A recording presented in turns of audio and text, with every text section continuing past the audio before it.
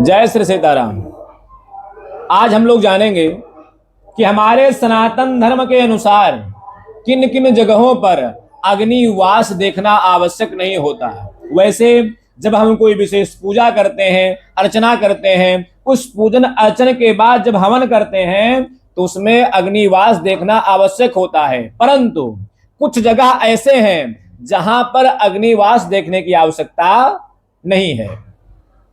विवाहे व्रतबंधे च यजने मधुसूदने दुर्गायाम पुत्र जन्मादो अग्नि चक्रम न दृश्यते।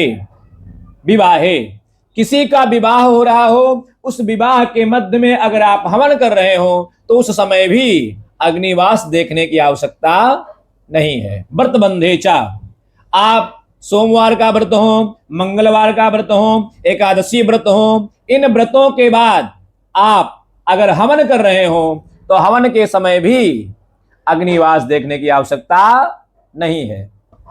यजने मधुसूदने, भगवान मधुसूदन का अगर आप यज्ञ कर रहे हो, भगवान विष्णु का, भगवान नारायण का अगर आप यज्ञ कर रहे हो तो उस यज्ञ में भी अग्निवास देखने की आवश्यकता नहीं है। अगर हो तो ठीक है, अगर ना भी हो तब भी कोई विशेष आवश्यकता नहीं है।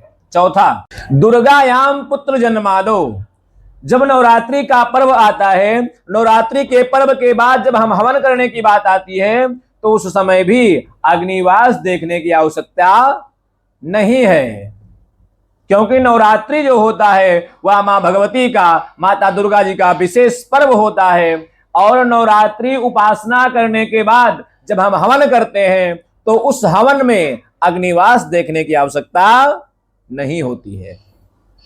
पांचवा, पुत्र जन्मादो, किसी के घर में पुत्र का जन्म हुआ हो, पुत्र के जन्म के बाद छठी बरही आदि में रामायण करवा रहे हो, भागवत सुन रहे हो, उस समय पर भी अग्निवास देखने की आवश्यकता नहीं होती है। इस प्रकार से हमारे जीवन में 5 जगह ऐसे होते हैं जब हम हवन करते हैं या पूजा उपासना करने के बाद हवन करते हैं तब अग्निवास देखने की आवश्यकता नहीं होती।